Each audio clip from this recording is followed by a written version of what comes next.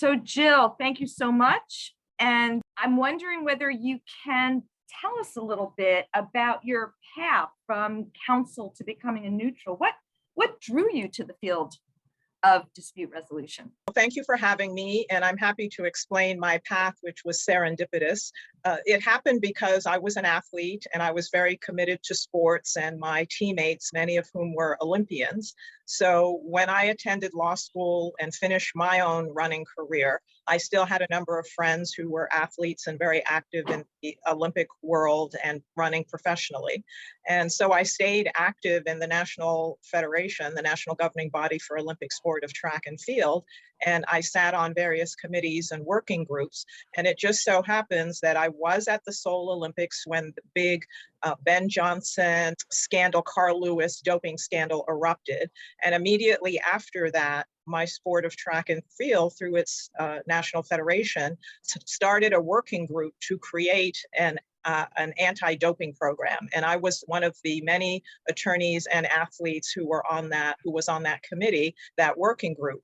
And the working group ultimately produced the first out-of-competition drug testing program in sport.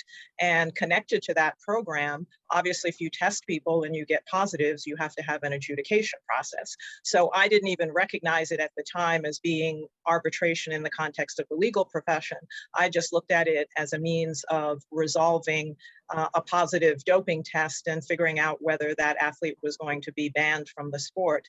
And I was part of the working group that created the testing and the adjudication system. And then when it went into play in the early 90s, I was one of the early arbitrators on the doping cases. I eventually went on to be on the appeals board.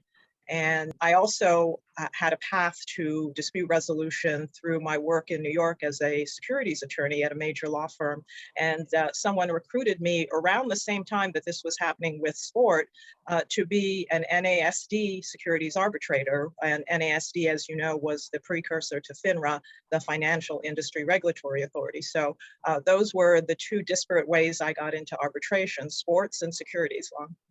That is so fascinating. I actually was watching the World Track Championships with my daughter, who ran cross country in high school and continues to run. And it was amazing. It was amazing. And it was also amazing to see, 7 personal bests in one race and to have commentators casting doubt on some of those times. So I think sports and the question of how clean the sporting event is remains just a topic of continual public fascination. So you've worked as counsel at both the Ladies Professional Golf Association and the USA Track and Field.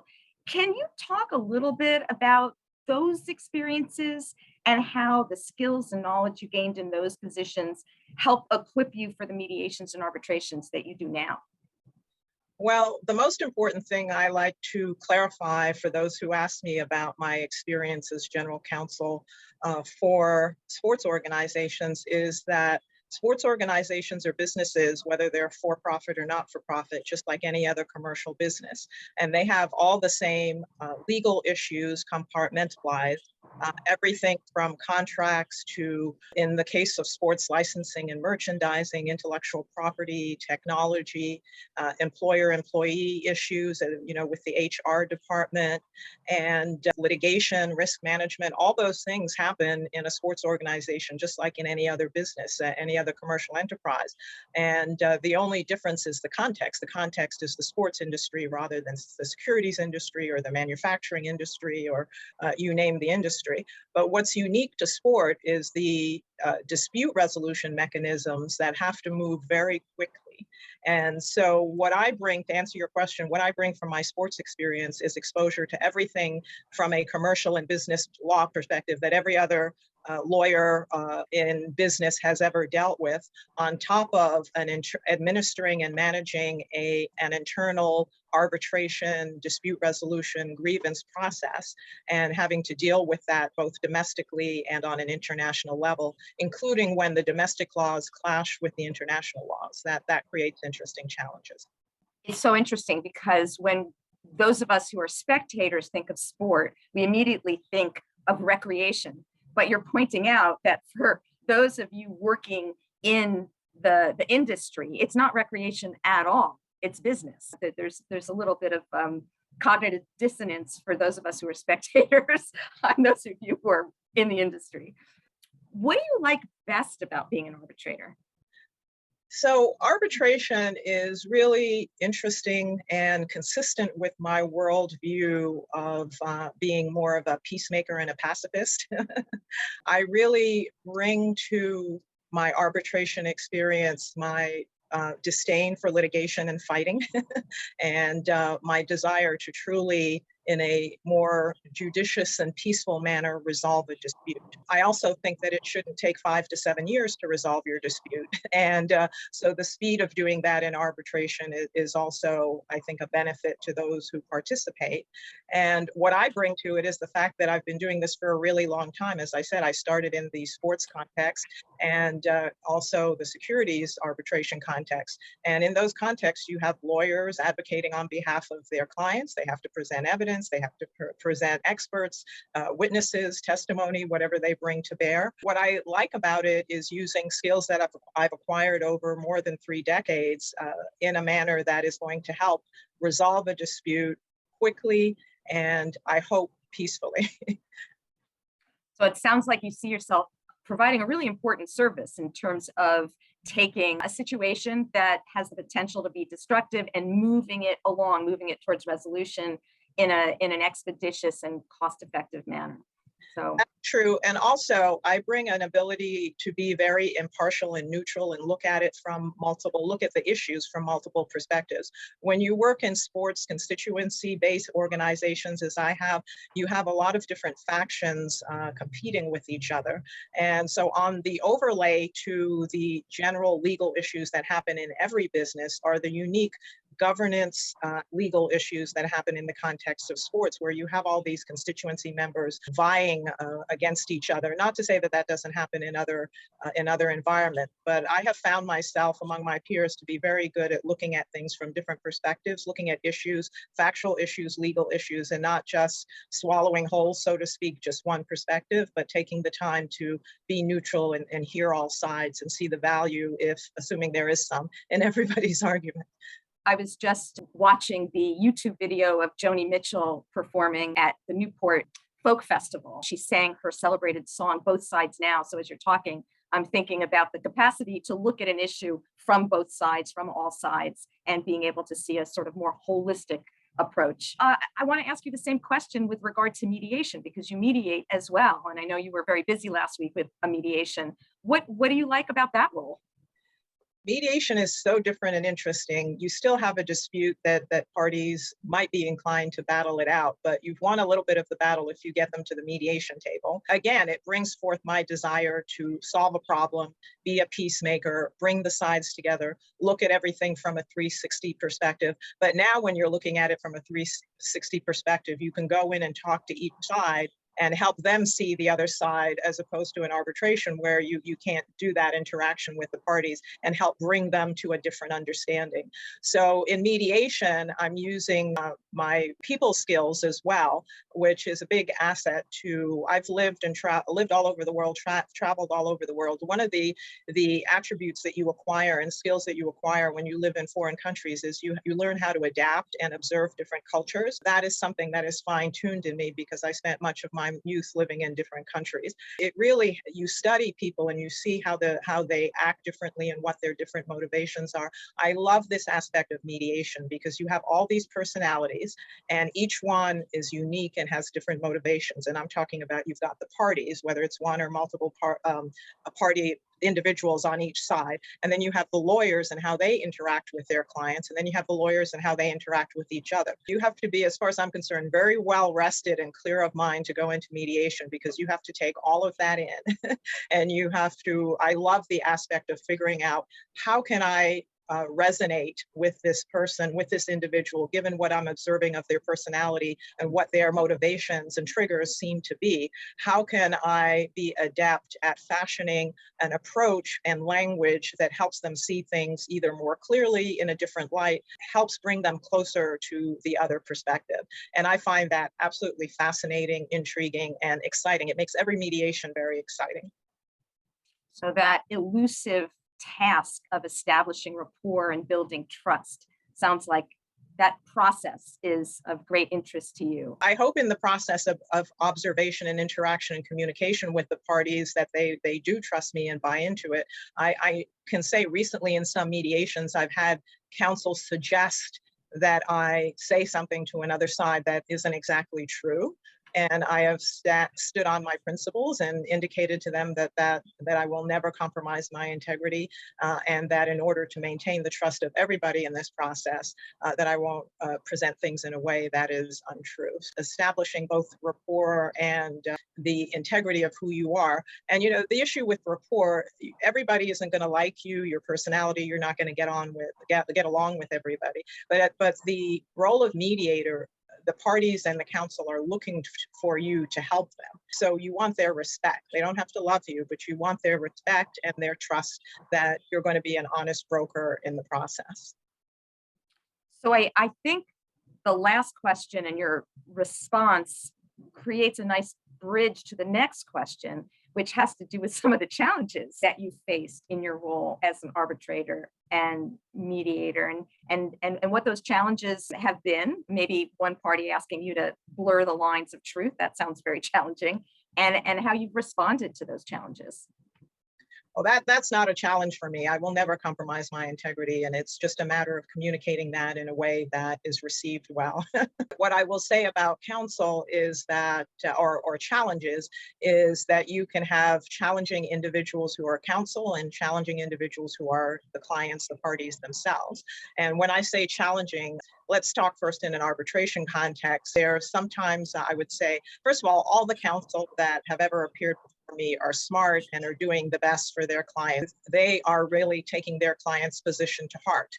Sometimes counsel go a little overboard in taking their client's position to heart. And sometimes attorneys, as you know, will quote unquote perform for their clients and really try to take advantage of the procedures and the processes. I think that it's very important. Often I serve as the chair of arbitration panels, and you have to establish your authority to maintain control of the proceedings and make sure that when you see a little gamesmanship that is not serving the purposes of getting to the truth, getting through the evidence, and sometimes is intended to prolong and obfuscate rather than clarify, you have to shut that down.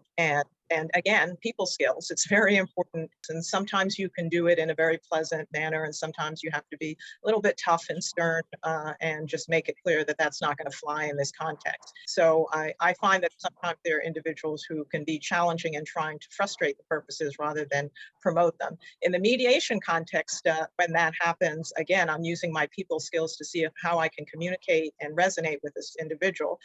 One of the things that I think is really important in mediation is you've got to let the people, particularly the parties, vent. You know, they've come with a grievance and they really want to vent sometimes, and you have to allow them the time to do that. And we learn that in mediation training. It's very important.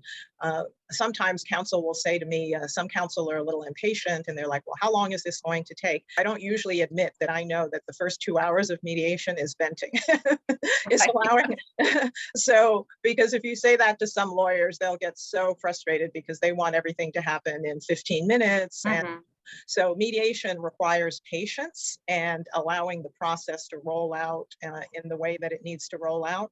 And it also, to the extent that the parties are talking to each other, you want to allow that to happen.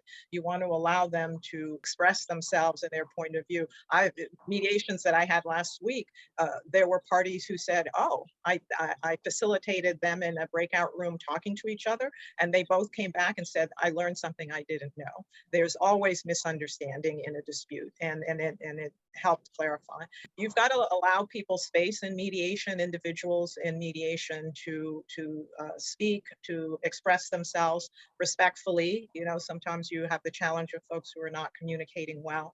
And one of the things I ultimately do is try to, having studied the personalities, read all the documents in the papers, understanding what all the different positions are, and then stepping back and saying to myself, okay, what's the nut? What are the little pieces that could really make the difference in resolving this dispute, and trying to communicate to a party or their counsel with a focus on that little nugget.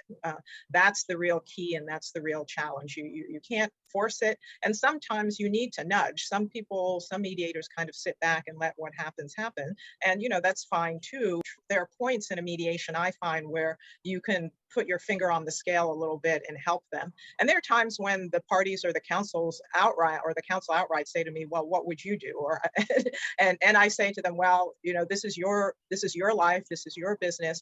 What I would do is not really important. It's what you're willing to accept and what you're willing to live with. Because when we walk away from here, you're going to have to live with it. It's not about me. It's about you.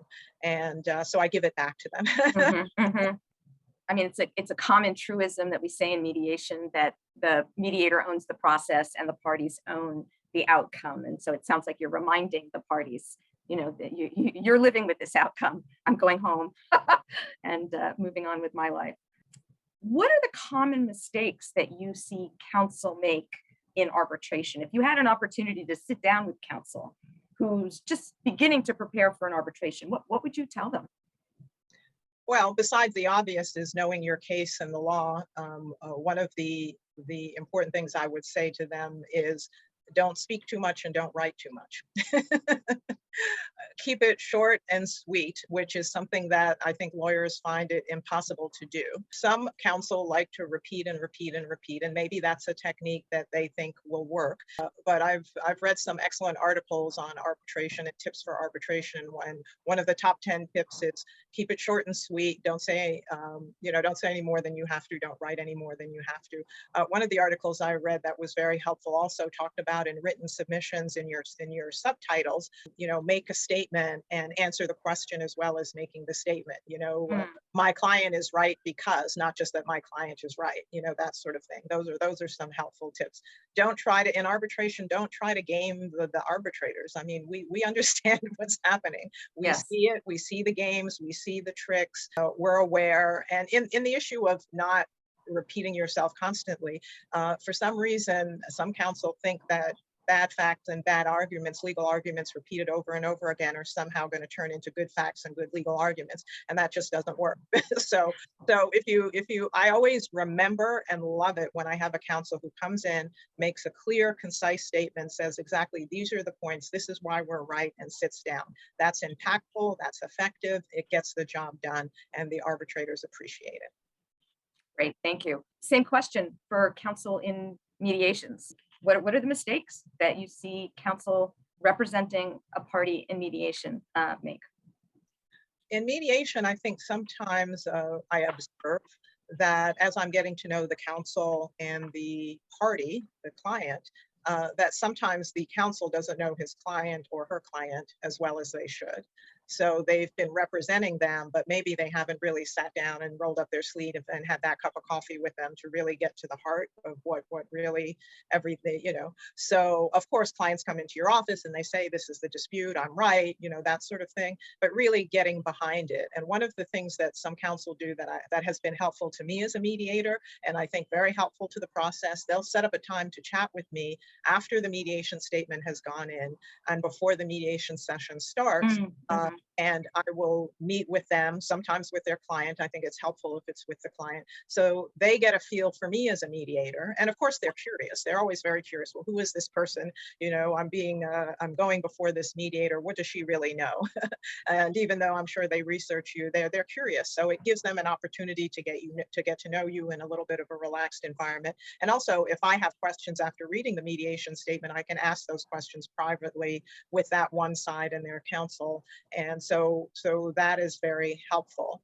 One of the problems or challenges or advice I would give to counsel, not to be obstructionist in mediation, and also to not be inappropriately aggressive in mediation. There's a time sometimes where you have to protect your client's interest. I understand that. Maybe your client chats a little bit too much or says things that they shouldn't be saying, and you need to shut them down. But unnecessary aggression towards the other parties or other counsel really doesn't go well, and at least I don't think it serves the purposes very well. I also think that sometimes counsel don't use the opportunity of mediation to gain insight that would help in their case if it does go forward. But at the same time, accept the value to your client of resolving it. I think that's the key. Sometimes I have to kind of walk the counsel through how important it is for them to serve the needs of their client to settle the case if that's the best outcome, rather than prolong, or if I perceive that as to be a very good outcome, rather than prolonging it with the case with motions and years of litigation.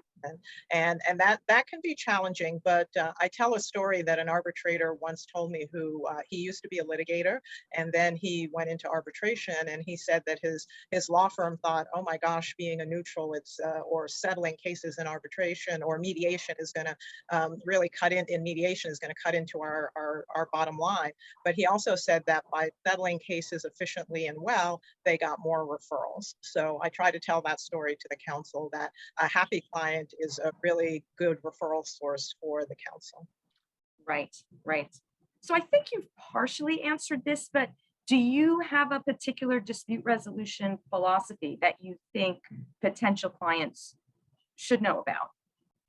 I have answered it from the perspective, I've got my glasses on now, from the perspective of I really do think that it's better to resolve a dispute amicably than to battle it out in court over a long period of time. So particularly in mediation, of course, it's better to have a mutually agreed resolution than to wait for a judge or jury to make a decision often. That is one of my philosophies of, and I will tell folks that I really believe in dispute resolution. I will tell the counsel and the parties that I'm a true believer in dispute resolution that is out of court, is efficient, can really get to the heart of a matter efficiently and quickly. I see that you've done quite a bit of teaching in the area of sports law and sports dispute resolution. And I'm curious what draws you to the classroom. I would say, so first of all, when I was a general counsel, I would always do little seminars for the business people, because I found that internal seminars in the conference room, because I found that if they understood better the legal issues, that before they brought the deal to me, the contract, whatever it was, or whatever area they're working on, if they understood it, then the problem, you could prevent the problem before it started, or at least have them looking out for it. And several times in different organizations, when I did these internal seminars, the comment was, you would be a good law professor, you would be a good business professor. So that sort of resonated with me. I am also the daughter of a retired high school and elementary school teacher. So even when I was very young, my father had my sister and I in the summer with a chalkboard in the bedroom, giving us lessons to make sure that we didn't lose our intellect during the summer while we were playing, and made sure that we stayed on top of everything. The other issue for me is it's just so empowering and refreshing to be among young minds, and they keep you on your toes. And one of the things for me is that's empowering is that I love what I do. So loving sports, loving arbitration, loving to transfer my love of sports and arbitration to other young people who are starting their careers and who may not have considered this as an avenue for them because they just didn't know. They didn't know that sports arbitration happened. They didn't know much about arbitration. So I certainly didn't when I graduated from law school, didn't have a clue that this was a path. So exposing students to that and lighting that spark in their mind that, hey, this is something, this is an area that really I could pursue, and I can take skills that I've learned in commercial arbitration and or even litigation and apply them to a sports arbitration framework is very helpful. But I just love it. I really get very energized by the students, and I love transferring my love of what I do to them. It's sort of inspiring that you take this love and you want to sort of pay it forward and introduce the next generation to a field that's been stimulating and satisfying for you. So that's a bit of a gift that you're giving the next generation. So speaking of gifts, thank you for all of the time that you've given to CPR in allowing us to get to know you better and sharing your wealth of knowledge and expertise. And we look forward to, future discussions and future collaborations. Thank you for having me and allowing me to share some of my thoughts and experiences, and you enjoy the rest of your day or evening. Thank you.